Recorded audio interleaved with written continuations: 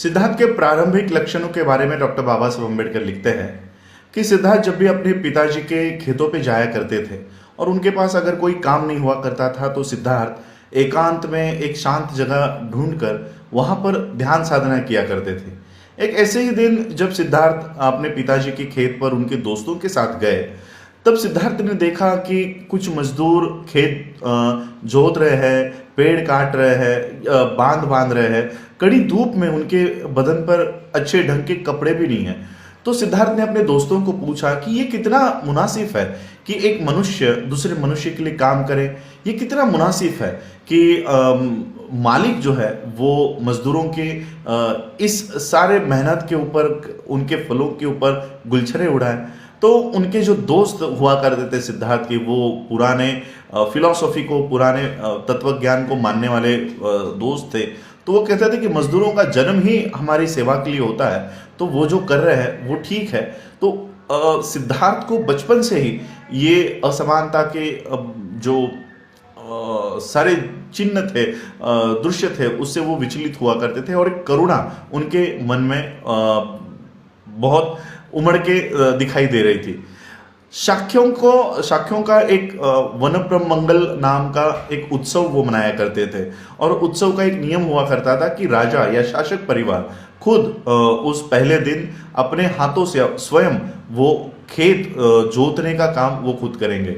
सिद्धार्थ इन उत्सव में भाग लिया करते थे। वो भले ही सारे विषयों में पारंगत थे, लेकिन अंग मेहनत, जहां मेहनत करनी होती थी वहां वो दूर नहीं हटते थे, पीछे नहीं हटते थे और आगे आकर वो खुद ये खेत जोतने का काम भी सिद्धार्थ किया करते थे। सिद्धार्थ धनुर्विद्या में और औजार चलाने में, हथियार चलाने में माहिर थे। सिद्धार्थ हमेशा जब उनके दोस्त उनको शिकार करने के लिए बुलाया करते थे, आमंत्रण दिया करते थे, तो सिद्धार्थ मना करते थे। तो उनके दोस्त उनको चिढ़ाने के लिए कहा करते थे कि शायद तुम शेर से डरते हो। तो सिद्धार्थ जवाब दिया करते थे कि मुझे पता है तुम शेर को नहीं मारने वाले हो, क्योंकि शेर से तुम सामना नहीं करने वाले हो। तुम जंगल में जाकर जो निष्पाप और छोटे जानवर है, जैसे कोई हिरन है या कोई खरगोश है, तुम उसी का शिकार करोगे।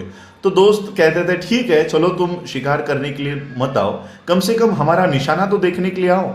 तो सिद्धार्थ कहते थे कि मैं निर्दोष प्राणियों का वध होते हुए देखना भी ये पसंद नहीं करता। इस तरह का जवाब जब वो देते थे तो उनकी माँ महाप्रजापति, इनको दुख होता था। वो अपने बेटे को बुलाती थी और कहती थी कि लड़ना तुम्हारा धर्म है, तुम एक क्षत्रिय हो और जो भूमि है, जंगल की जो भूमि है वो युद्ध भूमि के पहले की ये भूमि है और वो वहां पर तुम अगर प्रैक्टिस करते हो, निशाना किस तरह से लगाना है ये वहीं से सीखा जाता है और तुम वहां पर अगर जाने से मना करते हो तो तुम इसमें पारंगत कैसे हो सकोगे।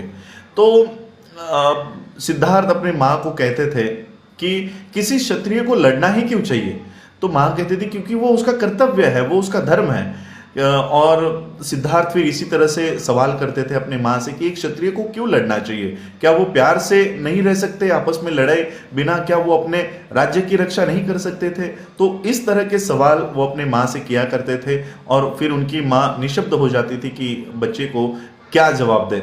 सिद्धार्थ अपने दोस्तों को मेडिटेशन किस तरह से किया जाता है, कंसंट्रेशन कैसे, एकाग्रता कैसे की जाती है, ध्यान साधना कैसे की जाती है, किस तरह से बैठा जाता है, ये सारा वो सिखाने की कोशिश करते थे। वो उनके दोस्त पहले तो हंसी मजाक में उड़ा देते, लेकिन जो दोस्त उनके साथ ये आसन करने के लिए बैठ जाते, ध्यान साधना करने के लिए बैठ जाते, कंसंट्रेशन के लिए जब सिद्धार्थ उनको कहा करते थे, जैसे ये दोस्त आंख बंद कर लेते तो उनके सामने हिरन आ जाता, स्वीट्स जो मिठाई है वो आ जाती, तो वो कंसंट्रेशन नहीं कर पाते थे। सिद्धार्थ बचपन से ही बहुत कारुणिक थे।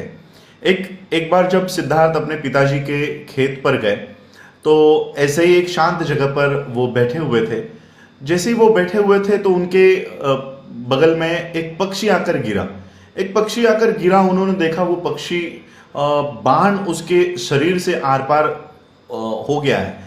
तो सिद्धार्थ ने वो उस पक्षी को उठाया, वो बाण उसके शरीर से निकाला, उस पक्षी को पानी पिलाया और अपने बदन की गर्मी उसको दी और वो पक्षी थोड़ी देर में ठीक हो गया।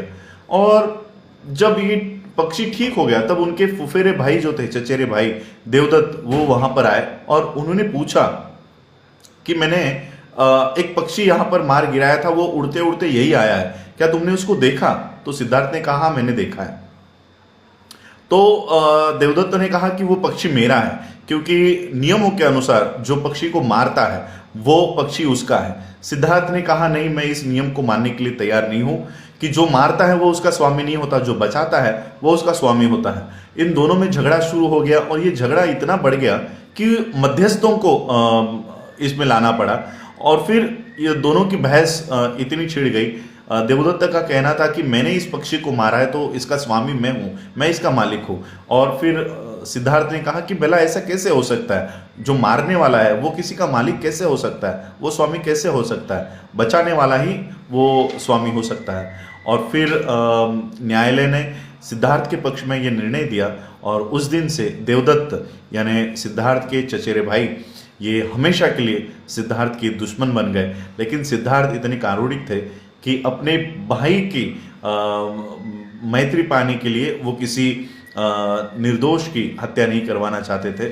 और इस तरह से सिद्धार्थ का बचपन हुआ। सिद्धार्थ का प्रारंभिक लक्षण इस तरह के हुआ करते थे। आप लोगों ने मुझे ये दिन भर में दूसरी बार आप लोगों ने मुझे सुना, उसके लिए आभार। जय भीम, जय भारत।